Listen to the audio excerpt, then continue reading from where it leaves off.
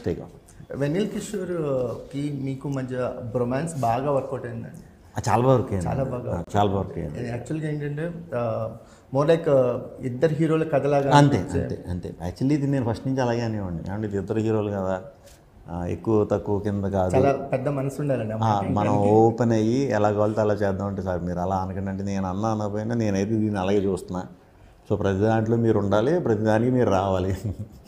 ఇది ఫస్ట్ నుంచి నేను అనుకున్నది. ఎందుకంటే ఫుల్ సినిమా అంతా ఉన్నప్పుడు మనం ఆ కంఫర్ట్ ఇచ్చి వాళ్ళకి ప్రిఫరెన్స్ ఇస్తే వాళ్ళ ఇన్పుట్స్ కూడా చాలా హెల్ప్ అవుతాయి. ఎందుకంటే బయట మా ఇద్దరికి ముందు పరిచయం లేదు. మేము సామజా చేసినప్పుడు ఒక హాఫ్ డే వర్క్ చేసాం అంతే. అది సపరేట్ ట్రాక్, అది ట్రాక్ కింద వచ్చి వెళ్ళిపోతుంది. తర్వాత కూడా నేను ఎప్పుడు మీట్ అవ్వాల, 1-2 సార్లు ఫోన్లో మాడుకున్నాను అంతే.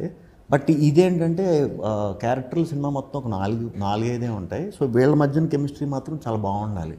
అది రావాలంటే మనకు ఒక మంచి ఆ బాండ్ ఉంటేనే ఆటోమేటిక్గా ఎంటర్టైన్మెంట్ ఎప్పుడు ఇంకొంచెం బెటర్గా వస్తుంది. సో దానికి కిషోర్ గారు చాలా బాగా హెల్ప్ అయ్యారు. ఇప్పుడు రేపు నా క్యారెక్టర్ బాగా వచ్చిందన్నా, లేకపోతే నా నుంచి ఏ డైలాగ్స్ అవి చాలా బాగున్నాయన్నా హాఫ్ ఆఫ్ ద క్రెడిట్ అయింది. ఎవరైనా మీరు హీరో అంటే ఆనందపడతారు సార్. వెన్నెల కిషోర్ ఒక్కళ్ళే కంగారు పడతారు. ఆయన ఒక్కరే కంగారు పడతారు. అలా వద్దు సార్ అంటారు ఆయన. అలా వద్దు సార్, నాకు హీరో వద్దు సార్. అవును. సో అంటే మాకు వెన్నెల కిషోర్ గారి ప్లేస్లో ఈ సినిమాలో కన్నా ప్రియదర్శి ఉంటే ఇద్దరు హీరోలు కథ అయిపోయేది. లేదండి, ఇప్పుడు ఇద్దరు హీరోలు కదా. నాకు హీరోయిన్లు ఉంటారు, ఆయనకి హీరోయిన్లు ఉంటారు, ఇద్దరు హీరోలు కదా.